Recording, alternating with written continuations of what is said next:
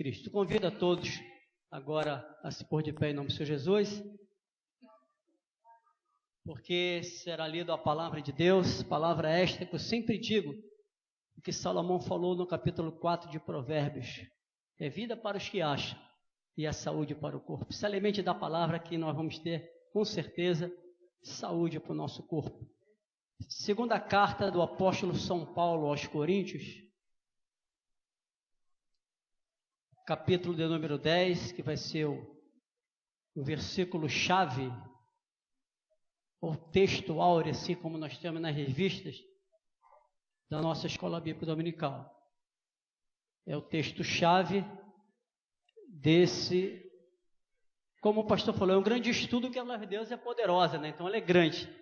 Mas falar de batalha espiritual, eu digo, o poço é muito fundo, irmão.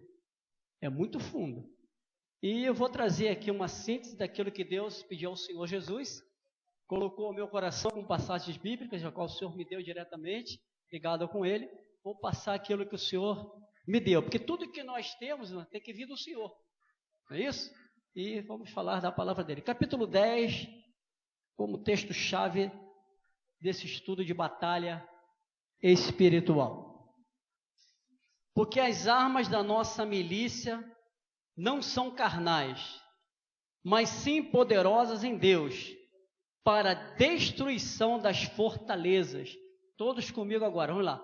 Porque as armas da nossa milícia não são carnais, mas sim poderosas em Deus, para a destruição das fortalezas. Amém? Poder sentar em nome do Senhor Jesus. Se o assunto hoje, o tema hoje fala de batalha espiritual, obviamente, as nossas armas têm que ser o que, igreja? Espirituais. Ninguém consegue vencer batalha espiritual com armas carnais, não tem nem como, não é isso? Mas sim com armas espirituais que diz que elas são poderosas em Deus. Ela vem de Deus, está ao nosso alcance, está conosco essas armas poderosas em Deus, para a destruição das fortalezas. E diz milícia. O que é milícia? Milícia é uma tropa militar, milícia é exército, não é isso? Milícia é vida ou disciplina militar. Então, essas armas desse exército de Cristo, elas são espirituais, para a destruição das fortalezas que se levantam contra nós, e nós com certeza venceremos, porque Deus ele está conosco. Como eu falei, o poço é muito fundo, irmãos, o poço é fundo, falar sobre a batalha espiritual. Irmãos, sabamos de uma coisa, que enquanto estivermos nesta vida presente, sempre estaremos em batalha, ou seja, em combate e em peleja. Paulo, como fala em Romanos capítulo 8, verso 18, né, tenho por certo isto mesmo, que as aflições desse tempo presente não são para comparar com o quê? Com a glória que é de ser revelada em nós. Então as aflições desse tempo presente, do dia a dia que nós passamos e quando tiver nessa vida, nós vamos passar, diz Paulo também em Coríntios, que ela serve de um peso de glória muito excelente, irmão. As aflições na nossa vida, elas vão servir de glória, de um peso de glória muito excelente. Estamos nessa vida, com certeza, vamos ter batalha sempre. Mas uma coisa é certa, nessa batalha, sabemos também que nós não estamos só. Não estamos só. O general de 7 estrelas está no meio para te dar vitória, para me dar vitória, para nos dar a vitória. Essa promessa que diz que não estamos só, como lá em Deuteronômio capítulo 31, versículo 8, há uma promessa, que eu tenho como na promessa número 1, diz assim: o Senhor irá diante de ti, o Senhor irá diante de vós, eis que eu não te deixarei e nem te desampararei. Saibamos, irmão, que o Senhor está diante de nós para nos dar a vitória. Ele jamais irá nos desamparar, jamais irá nos deixar. Diz também no Salmo 121, versículo 5, que o Senhor vai dizer assim: o Senhor é quem te guarda. Olha como nós vemos a proteção divina, né? Nas batalhas que nós passamos diariamente, há uma proteção conosco, a proteção de Deus. Diz o Salmo 121, vou dizer no versículo 5, que o Senhor está contigo, está conosco. Ele é o quê? A nossa sombra, olha a minha sombra aqui, a nossa direita. Ou seja, eu estou parado, a minha sombra está aqui à minha direita. Se eu andar, a sombra vai me acompanhar, porque eu estou com vida. Não é isso? Então, enquanto estivermos com Jesus, nós estamos com vida. Estando com Ele, se eu parar, Ele vai estar à minha direita. Se eu andar, Ele vai me acompanhar e sempre à minha direita. Então a proteção do Senhor é grande. Se aí em São Mateus 28 diz que Jesus falou, eis que eu estou convosco alguns dias. Não, mas todos os dias, até o quê? A consumação dos séculos. Por que existe batalha? Eu estava meditando, por que existe batalha? Sabe por que existe batalha? Porque existe adversário, irmãos. Por isso que existe batalha. Aí eu me lembro de uma verdade aplicada, das primeiras revistas da Betel, a editora Betel, foi a nossa revista de Escola Bíblica Dominical, começou em 90, já são 22 anos vai fazer, né? Em que diz o seguinte, se não há adversário, com H, do verbo haver, de existir, diz o seguinte, se não há adversário, não há o quê? O que eu falei? Só existe batalha porque existe o quê? Adversário. Se não há adversário, não há. Se não há batalha, não há vitória. E se não há vitória, Rafael, o que acontece? Não há o quê? Vamos lá de novo, enquanto está preparando. Se não há adversário, não há batalha. Se não há batalha, não vai existir vitória. E se não há vitória, não existe o quê? Aí, não existe coroa. Então, veja bem, é uma coroa imperial. Agora imagine nos céus, vamos receber uma coroa de glória. Se essa coroa terrena, ela é bonita, imagine a coroa que está reservada para todos nós, aqueles que vencer as batalhas nessa vida. Vamos dizer a verdade aplicada de novo? Se não há adversário, não há batalha. Se não há batalha, não há vitória. E se não há vitória, não vai existir coroa. E em Apocalipse 21, versículo 8, diz, ao que vencer, parte A. Ao que vencer, diz o quê? Herdará todas as coisas que está registrada nesse livro. Somente aquele que vencer. E nós somos mais do que vencedores em Cristo Jesus. Vencedores qualificados no Senhor Jesus.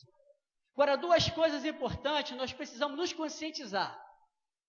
Deus vai me dando duas coisas importantes. A primeira, devemos manter o contato, uma plena ligação com Deus, que é a comunhão. Isso eu não posso perder. Essa comunhão com Deus, esse contato, essa intimidade com meu Deus, com o nosso Deus, nós jamais devemos perder. Porque ela é que vai nos garantir a nossa vitória nessa vida, a comunhão.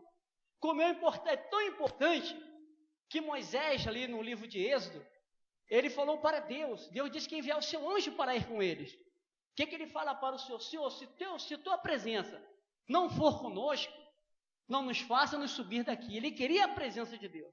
E Deus falou para ele primeiro assim, no versículo 14, 33, eu irei, enviarei meu anjo. Não, se eu quero é a tua presença. Ou seja, a presença da nossa vida é tudo, irmãos. A comunhão é tudo conosco. E Deus falou com ele, irá a minha presença para te fazer descansar. A presença de Deus dentro de mim, dentro da igreja, dentro de você, nos faz descansar. Ou seja, a luta que vem contra nós ficamos descansados, que sabemos, sabe do que somos, que Deus está conosco para nos fazer descansar nas lutas. Tiago chega no capítulo 1, versículo 12, ele fala uma coisa interessante, que parece um paradoxo, uma contradição. Ele fala o seguinte, meus irmãos, tendes grande gozo quando caídes em várias tentações. Como posso ter gozo se a luta vem, as tentações vêm? Pode isso? É um paradoxo? Não é, irmão, não é uma contradição. Sabe por quê, irmão? Que quando o crente está na tribulação, ele sabe que Deus está com ele, não está sozinho. E quando ele vai para o joelho e vai orar, irmãos, a luta às vezes é tão grande, a tentação, a aflição é tão grande na vida dele, que quando ele vai orar com Deus, o céu já está aberto para o fiel, irmãos, e Deus visita ele. Aí ele começa a chorar, às vezes não tem força nem para orar. Aí vem as lágrimas. Aí ele sente o quê? O gozo que emana, que vem do céu. Por isso que ele tem gozo na tribulação, porque ele está bem acompanhado, estamos bem acompanhados com a presença do Trino Deus. Aí ele sente gozo. Aí ele quer orar, às vezes a luta é tão grande, volta a dizer, aí começa a descer lágrimas, aquelas lágrimas do salmista no Salmo 56, versículo 8, que Deus escolhe as lágrimas no seu odre, naquela vasilha, e elas estão escritas no livro de Deus. A vitória é certa. Para quem mantém a plena ligação, o contato com Deus. Já diz no 77, o que diz? Guarda o contato com teu Salvador. E a nuvem do mal? Vai cobrir, irmão? Não vai. Sabe por quê? Por causa do contato, da ligação que você e eu, que nós temos com o Senhor. Não tem como mais, irmão. Não vai acompanhar. Deus falou na oração em João 17, Pai, não peço que os tire do mundo, mas que tu livres do mal. E o crente é guardado do mal, porque estamos guardados pela presença do Trino Deus. O contato, a comunhão é tão importante, que se o crente manter esse contato, essa comunhão, jamais será enganado, jamais será envergonhado. Sabe por quê? Porque Deus revela. Lá no primeiro livro de Reis, capítulo 14, o profeta Aías, os irmãos que já conhecem, quem não conhece vai saber agora, diz no capítulo 14, versículo 2, 4 até o 6, que Aías já estava velho. Era um profeta que a idade dele já estava avançada. E a sua velhice lhe trouxe o quê? Cegueira física. Ele não conseguia enxergar. Mas uma coisa Israel não perdeu. O que ele não perdeu, a igreja? Fala bem alto, está falando de quê? Do contato, da ligação, da comunhão. O pastor, ele não perdeu a ligação. Ele estava sem ver, como eu estou vendo Orlando ali na câmera. Ele não tinha condições de ver, mas ele pôde ver o Senhor Jesus na comunhão que ele tinha. Ele via pela fé Jesus. Ele via Jeová, ele viu o Trino Deus. E o contato ele não perdeu com Deus. E quem mantém contato com Deus jamais é enganado, jamais é envergonhado. Porque Deus revela, Deus mostra, meu servo, não vai por aí, não faça isso. Deus guarda, irmão. Deus guarda. Diz o salmista no Salmo 139, mostrando a onipotência, a onipresença, a onisciência de Deus, né? Guarda o nosso andar, irmão. Estamos andando na rua do estado, nos guardando. Vamos deitar, daqui a pouco vamos para casa dormir. Guarda o nosso deitar e o nosso levantar. Que coisa linda, que proteção divina nós temos. Aí diz que o profeta ia ligado com Deus na comunhão. Jeroboão 2 estava em pecado, em falta, o filho adoeceu. Ele manda a sua esposa ir até a casa do profeta para consultar, para trazer boas novas para ele, para o seu filho. E quando ela foi, o profeta falou, o rei Jeroboão falou assim, olha, não vai dessa maneira, porque ele vai te conhecer. Ela não sabia que ele estava certo. Você se disfarça. E o diabo é enganador, né? O diabo é enganador, ele é ladrão, ele rouba, ele mata, mas diz que se disfarça. Só que ela se disfarçou para receber uma boa mensagem do profeta. Mas lá na casa do profeta, o profeta estava o quê? Em contato com Deus. Ele estava em comunhão. Naquele momento que ela estava chegando, o profeta, Deus revelou ao profeta, olha, profeta Aías, eis que vinha a ti se consultar a mulher de Jeroboão, mas ela vem como?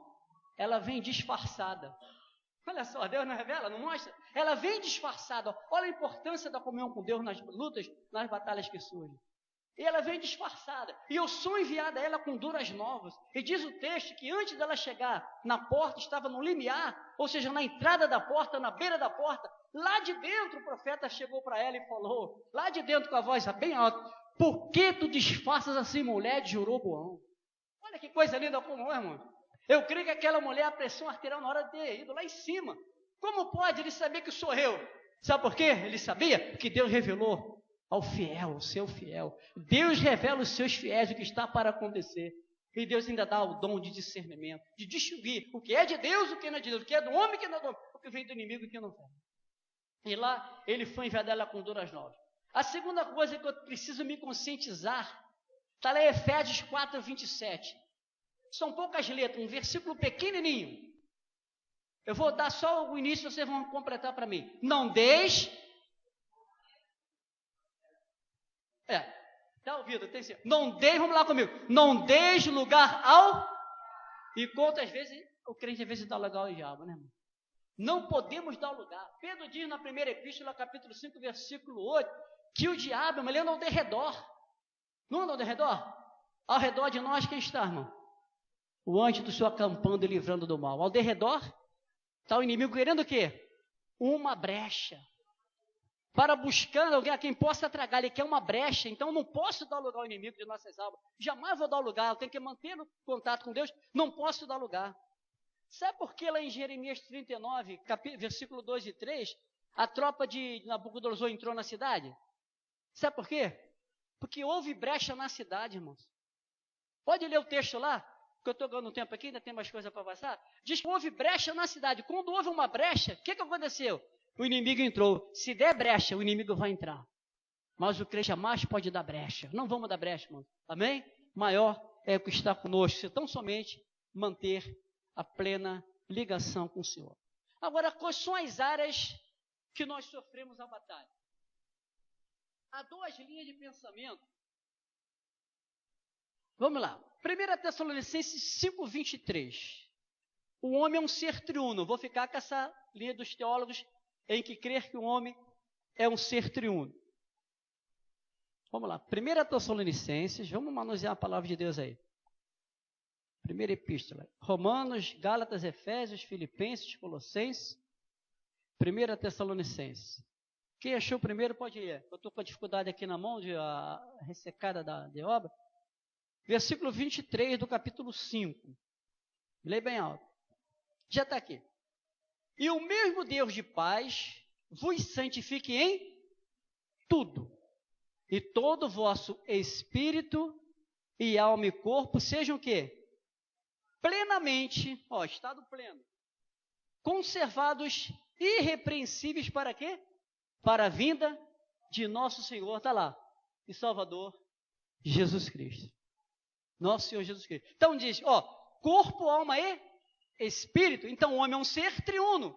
Eu tenho um corpo, eu tenho uma alma, eu tenho um espírito. Mas há outra linha de pensamento, que também os dois estão certos, numa pequena coisa que eu tirei do dicionário bíblico, essa foi lá pesquisar para poder falar com base. Em que alguns teólogos sustentam a opinião do homem se compor de duas partes, a material e a parte espiritual. Baseado em quem? Em Gênesis capítulo 2, versículo 7. Que Deus formou o homem do pó da terra. É isso? Soprou em suas, e o homem foi feito o quê? Alma vivente. Então, alguns teólogos defendem essa tese do homem ter essas duas partes. E outros teólogos defendem que o homem é composto de três: do corpo, da alma e do espírito. Baseado também em Hebreus 4:12, que diz o quê? Que a palavra de Deus, ela é o quê? Viva e eficaz. Ela é mais penetrante que a espada alguma de 2 gumes. Penetra até a divisão de quê? Da alma e do espírito. Ele é apta para discernir o pensamento e intenção do coração do homem. Então, aí eles ficam nessa tese, a qual vamos basear nessa batalha aqui, espiritual, que o homem é um ser triuno. Ambas as doutrinas são certas. O espírito e a alma são tão ligados, inseparáveis, que muitas vezes se confundem. Se nós virmos em Eclesiastes 12:7, diz que o pó volta para esse corpo, né? O pó, não é pó, volta para onde? E o espírito? Volta para Deus. Lá em Eclesiastes, capítulo 12, versículo 7. Vamos lá em Apocalipse 6:9. E havendo aberto o 5º selo, vi debaixo do altar as almas dos que foram mortos por amor da palavra de Deus e por amor do testemunho que deram. Quem ele viu lá? Viu o quê? O espírito ou a alma? As almas, viu? As almas. Então vê que eles são tão ligados e inseparáveis que pode ver até alguns confundirem. Então, todas as duas teses que eles defendem, os teólogos, estão certas. Então vamos para a primeira parte do corpo, a área que nós sofremos, que são batalhas espirituais. Corpo é a porção distinta da matéria, que é a carne, que está esse corpo aqui. Abra lá sua Bíblia em Romanos, capítulo de número 7. Romanos 7. O irmão leu 15, 17 e 18 para mim, por favor, enquanto eu beber um pouquinho d'água.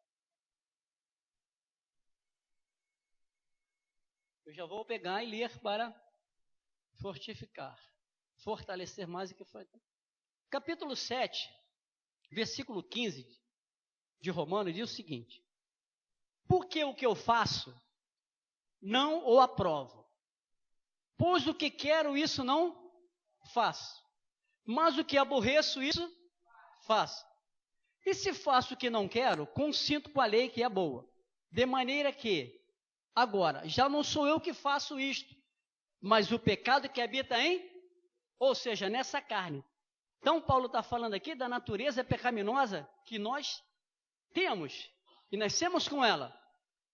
E no 18, porque eu sei que em mim, isto é, na minha carne, no meu corpo, onde há uma guerra, a carne e o espírito se combatem, é uma guerra, um se opõe ao outro. Com efeito querer, de novo 18, porque eu sei que em mim, isto é, na minha carne, não habita bem algum. Que essa carne aqui só se inclina para as coisas da carne, mas o Espírito se inclina para as coisas do Espírito. Por isso que eu tenho que andar como? Em espírito, em novidade de vida. E com efeito, o querer está em mim, mas não consigo realizar o bem. Por causa de quê? Da natureza pecaminosa.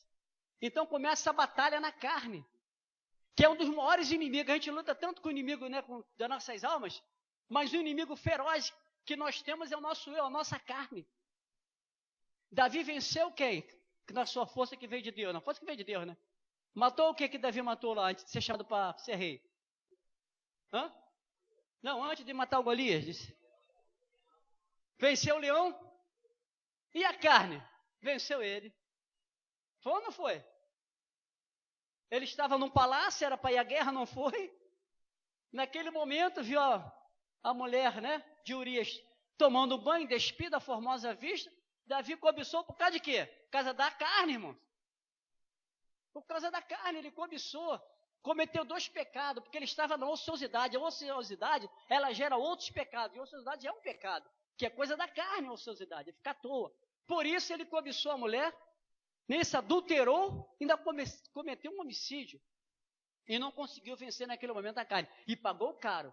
Porque a lei da semeadura não falha. Essa lei, ela não falha. Então Paulo fala, porque se não faço o bem que quero, mas o mal que eu não quero, isto eu faço. Então uma guerra. Gálatas fala que é uma guerra, carne e espírito, uma combate, uma luta contra a outra. Mas quem tem que vencer é o espírito, irmão. Por isso que ele fala no capítulo 8, vamos lá, de Romanos. Portanto, agora, nenhuma condenação há para os que estão em Cristo Jesus, que não anda segundo a carne, mas segundo o... Então, o que eu tenho que fazer? Eu tenho que andar, irmão, segundo o Espírito. Não posso andar com o desejo da carne. Eu tenho que fazer o quê? Crucificar.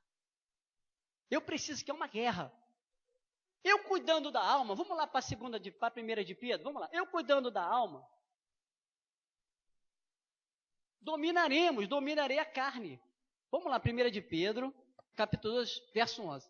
Amados, peço-vos como a peregrinos e forasteiros, que vos abstenhais das concupiscências carnais, que combatem contra a alma. Se combate contra a alma, as concupiscências carnais, então eu tenho que cuidar da minha alma, do meu espírito, para poder vencer o quê?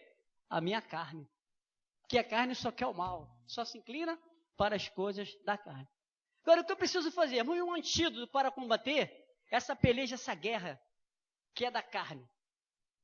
Primeira coisa que eu tenho que fazer, no caso, todos, mas em especial a juventude, e todos em si. Paulo fala em Coríntios 6, 18, que, já fazendo uma analogia, comparando já em Tiago 4, 7, que é o inimigo, diz o seguinte, Tiago 4, 7, sujeitava-vos, pois, a Deus, resistir quem? E ele quem? O diabo, vai fugir de quem? De nós. Se eu sujeitar primeiro a Deus, está sujeito a Deus. Aí, já com a carne, já diz diferente. Fugir da prostituição, irmão. Quando estou perto da prostituição da carne, está pedindo, eu tenho que fugir, irmão. José não fugiu?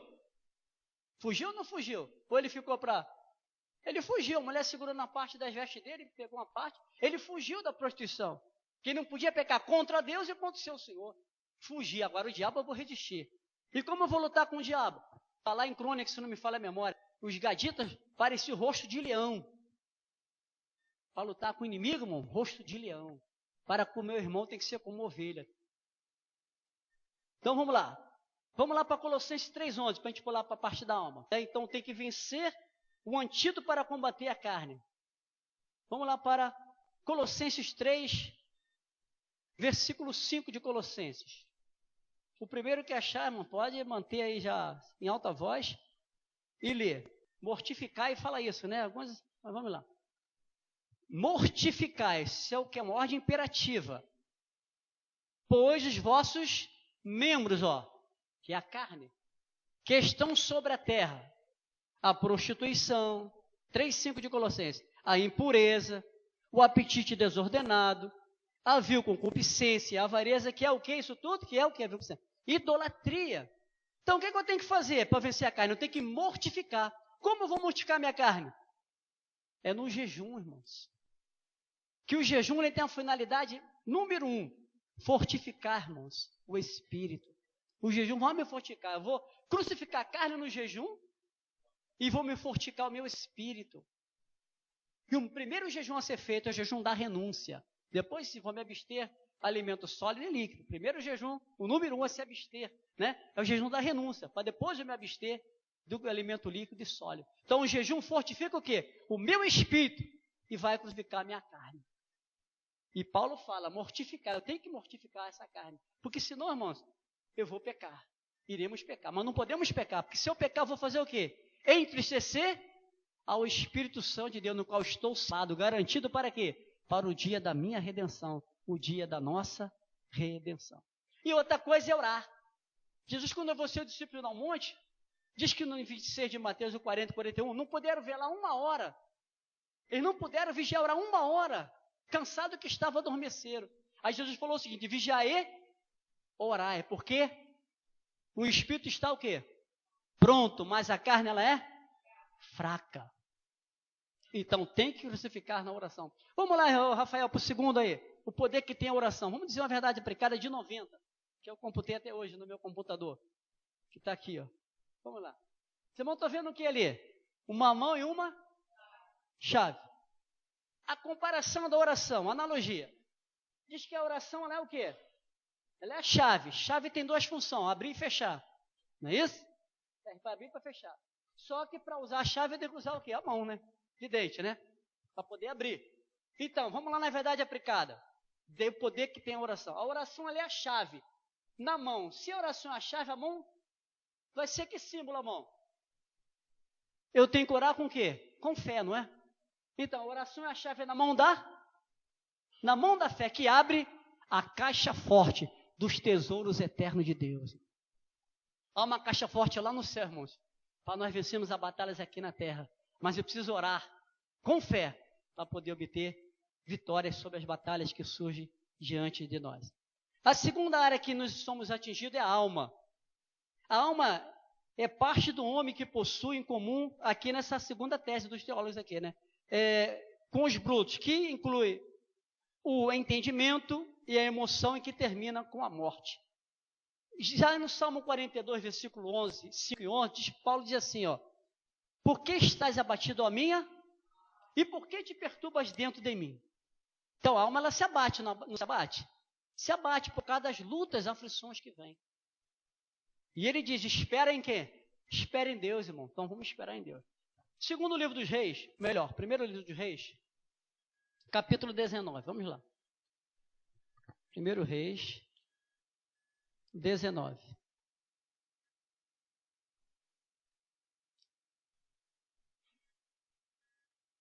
Olha o que diz aqui, irmãos. Primeiro Reis, 19. Primeiro dos Reis, 19. O 2, o 3 e o 4, vamos lá. Então Jezabel mandou um mensageiro a Elias a dizer-lhe, assim me faz os deuses e outro tanto, se de certo amanhã a estas horas, não puser a tua vida como a de um deles. O que vendo ele se levantou e para escapar com vida, se foi a Berseba, que é de Judá, e deixou ali o seu moço. E ele se foi ao deserto, caminho de um dia, e veio e sentou-se debaixo de um zimbro, de uma árvore. Ele pediu em seu ânimo o quê? O que ele pediu no seu ânimo? Ele entrou, sabe em quê, irmãos? Em depressão. Olha se o crente não vigiar. Eu até fiz um estudo uma vez. Se a fé vacilar, a depressão vai entrar.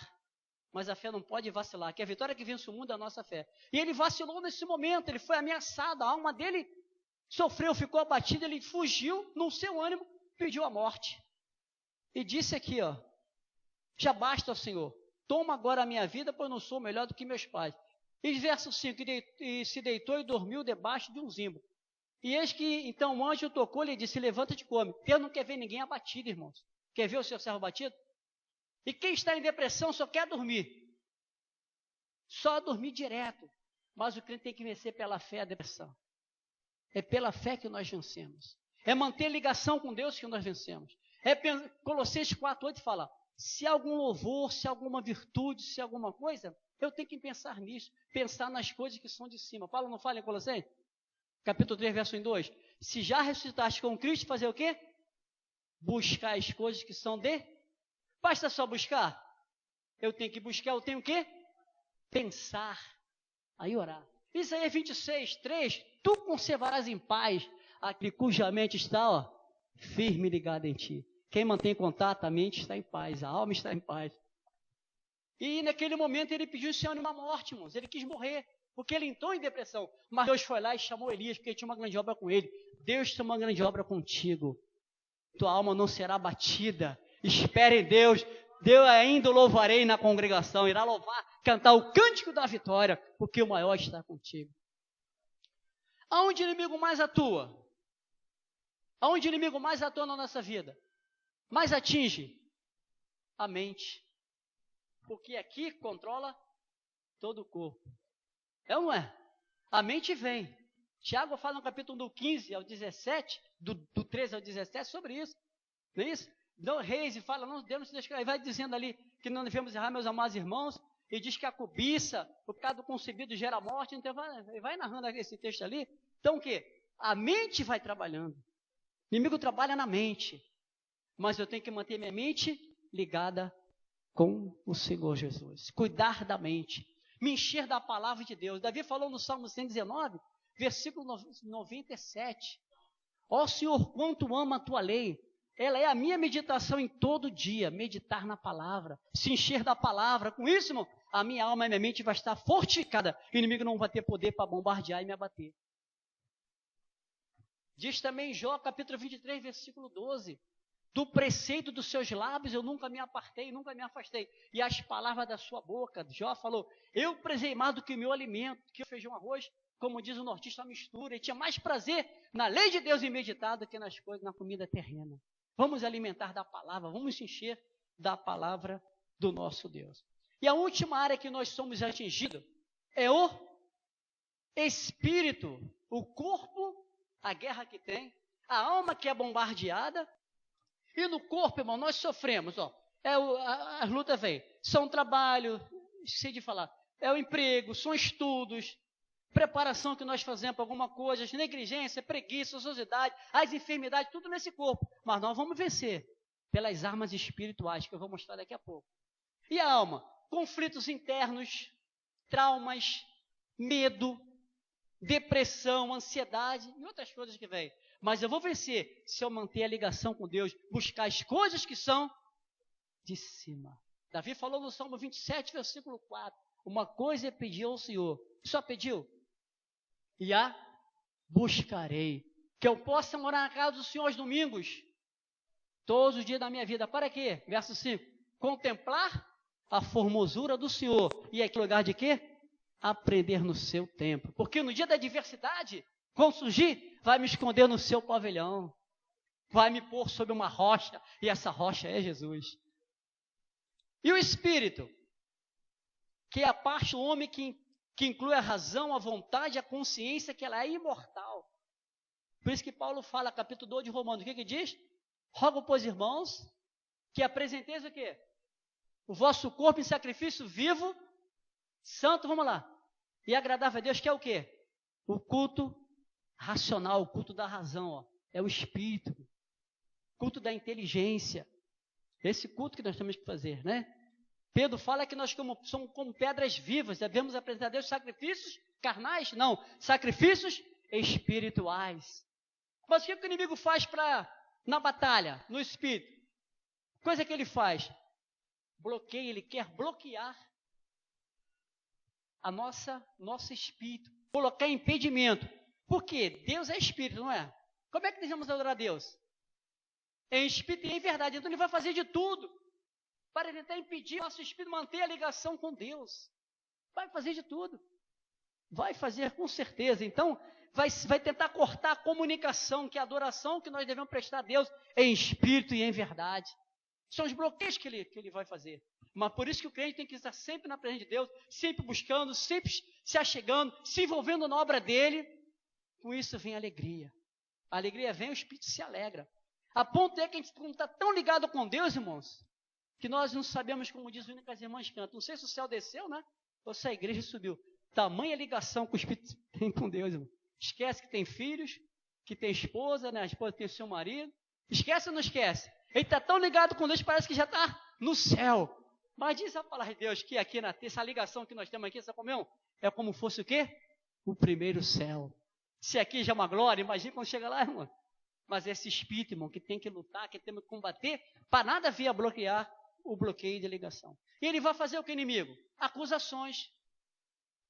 Pô, para lutar na parte espiritual. Não acusou Jó? O inimigo não apareceu diante dos anjos de Deus? Não foi acusar Jó? Ele é um acusador. Mas nós temos um advogado junto ao Pai. O nome dele é? O nome dele é? Ele advoga nossas causas. Ele vai acusar, mas há um advogado e há um juiz. O juiz é Deus, irmãos. Então ele acusa, calúnias vêm, espíritos atormentadores que ele tenta atormentar o crente. Mas em Jesus, irmão, ligado com ele, nós somos mais do que vencedores por aquele que nos amou. E também, capítulo 10 de Daniel, vamos lá, irmãos, que a gente vai já para os dois últimos fotos. Capítulo 10 do livro do profeta Daniel. Por isso que temos que orar pelo nosso Brasil, orar por Israel, pelas nações que estão aí sofrendo, porque são batalhas espirituais, o inimigo atua em nações, versículo 12 e 13. Então me disse, não temas, Daniel, porque desde o primeiro dia que aplicaste o teu coração a compreender, a humilhar-te perante o teu Deus, são ouvidas as tuas palavras. E eu vim por causa das tuas palavras. Mas o príncipe do rei da Pérsia aí, ó. Olha o demônio atuando aí, ó. Em nações, ó. Mas o rei da Pérsia, o príncipe do rei da Pérsia me pôs de frente de mim 21 dias. E eu, Miguel, arcanjo guerreiro, defensor de Israel, um dos príncipes, dos primeiros príncipes, veio para ajudar-me. E eu fiquei ali com o rei da Pérsia e fui vencedor em Cristo Jesus. Então é aí essas batalhas. Mas eu preciso, irmãos, para vencer a carne, para vencer as batalhas que vêm na minha alma, na nossa alma, para vencer os bloqueios que vêm, as acusações que vêm no meu espírito, preciso estar o quê? Rafael, Efésios 6, vou terminar só mostrando a foto e falando, irmão. A foto está do 10 ao 18, está ali, ó. Armas defensivas e armas ofensivas. Quem fez essa foto aí foi o Márcio, aproveitou, passou lá para o computador. Olha lá. O que diz Efésios 10? No demais, irmãos meus, fortalecei-vos no sonho e na força do seu. Não fala? Não temos que dar com a carne no sangue. Mas sim, ó, revestir das armaduras, olha lá. Está ali, todo aquele texto lá, nessa foto. O que Paulo fala? Vestindo a couraça da justiça, lá no peito dele, ó. O inimigo vai atacar o coração, irmãos. Mas a primeira ataque ele vem à mente, né? Ó, o capacete da salvação, ter certeza, a convicção que você está salvo em Cristo Jesus, se encher da palavra dele, ó, proteger a cabeça, depois a couraça da justiça, dali, o cinto, que é o cinto da verdade, andar na verdade, falar a verdade, pregar a verdade, com isso eu vou vencer, irmão, uma arma defensiva. O que mais? O escudo da fé, olha lá, está toda ali em Efésios, ó. Os ataques do inimigo vai jogar os dardos, não vai? Mas o crente vai lançar o escudo da fé, que vai bater e vai cair. Não será atingido. A arma que vence. O que mais que tem na mão direita do soldado? O que essa espada representa quem? É a palavra de Deus, a arma ofensiva, que ataca o inimigo, ele cai por terra em Cristo Jesus. Aí tem que ele está o quê? Ele está de joelho. Paulo fala em Efésios 6, perseverando em oração. Então é a posição de orar. O pedir, faz o soldado de joelho, desenho de joelho. Que ele está em oração, orando em todo o tempo, vigiando. Vigiando está onde? Desenha um sentinela na guarita. Está lá, ó. Ah, sentinela, o crente tem que estar na vigilância, ó. O guarda não pode dormir, não pode cochilar. Não cochila, senão o inimigo te atinge. Vigiando em todo o tempo. E atrás dele está o coturno, está a bota. Calçado os pés na preparação do Evangelho da Paz. Prega esse Evangelho da Paz. Amém? E fechando a mensagem da noite. Depois de vencer as lutas diárias, o crente vai fazer o quê? Vai dormir lá. Um sono tranquilo. Aí chega a sua chamada, irmão. É hora de subir. O anjo vem lá e dá o sinal. Chegou a tua hora, tu venceu a batalha na terra. Tu venceu a carne, a alma e o espírito, agora sobe. Ele sobe lá para receber a coroa de glória, a coroa da vida, a coroa da justiça, a coroa incorruptível. Matou somente pé com as armaduras de Deus. Amém e amém. 9 horas. Pastor Alain, cadê o nosso pastor? Vamos louvar o Senhor com o hino enquanto ele vem. 225. Pastor Ercos. Na batalha contra o mal, segue em marcha triunfal. Olha o alvo, que a vitória te conduz. Oh, não deixes tua cruz. Ser valente. A igreja. Ser valente. Ser valente. Nunca rejeitando a cruz. Firme sempre no amor. Com indômito valor. Cheio do Consolador. Ser valente. Cadê os valentes de Deus? Mas essa valentia, ela veio do Senhor. Aleluia. Com isso seremos mais do que vencedores. Obrigado, pastor. Aleluia.